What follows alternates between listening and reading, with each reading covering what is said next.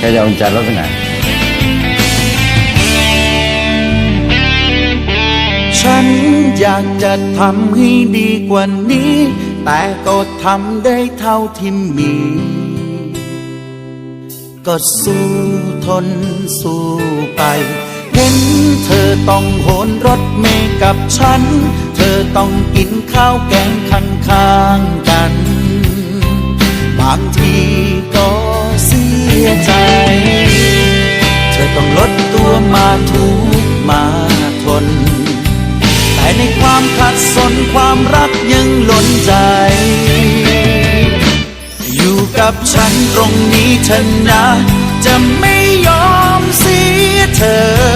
จะสู้จะทนทุกอย่างสุดใจเหงื่อที่ไหลก็เพื่อเธอนะอยู่ข้างกันอย่าหวั่นไหวให้รู้ว่าฉันสู้เพื่อใคร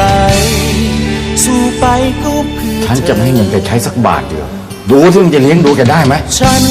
หากจะจนก็ทนอย่างเสือสู้เพื่อรักที่ล้นเหลือเฟือเหมือนเสือต้องไว้ลายหาเก็บอดออมเพื่อวันพรุ่งนี้และชีวิตของเธอต้องดีไม่ยอมน้อยหน้าใครเธอต้องลดตัวมาทุกมาทนแต่ในความขัดสนความรักยังล้นใจอยู่กับฉันตรงนี้เธอนะจะไม่ยอมเสียเธอจะสู้จะทนทุกอย่างสุดใจเหงื่อที่ไหลก็เพื่อเธอนะอยู่ข้างกันอย่าหวั่นไหวให้รู้ว่าฉันสู้เพื่อใครสู้ไปก็เพื่อเธอ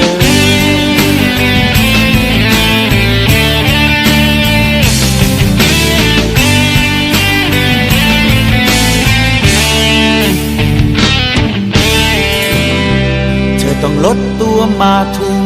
มาทนแต่ในความขัดสนความรักยังล้นใจ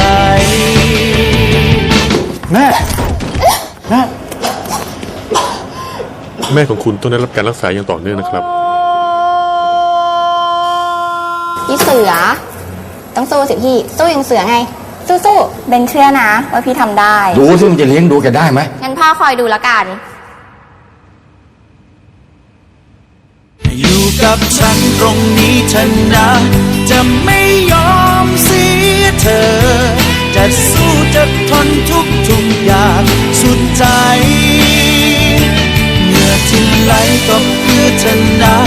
อยู่ข้างกันอย่าหวั่นไหว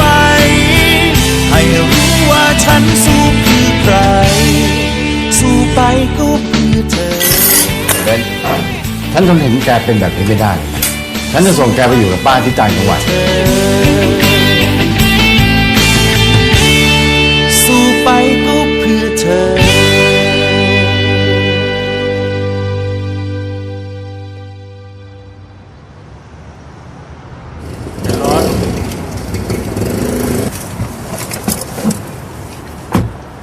เบนอย่าเพิ่งไปเบนพี่ได้งานแล้วเบนพี่ได้งานแล้วนะเบนเฮ้ยจริงเหรอเป็นบริษัทใหญ่ด้วยนะบริษัทที่เราไปสมัครด้วยกันจำได้ไหมอ๋อที่ไหลก็เพื่อเธอนะอยู่ข้างกันอย่าหวั่นไหวให้รู้ว่าฉันสู้เพื่อใครต่อไปนี้แม่จะได้สบายแล้วนะต้องขอบคุณเบนด้วยยินดีด้วยครับเท่าแก่ในที่สุดก็ได้เป็นผู้รับเหมาอย่างสมใจแล้วนะครับครับขอบคุณครับก็แค่บ้านเล็กๆเองครับ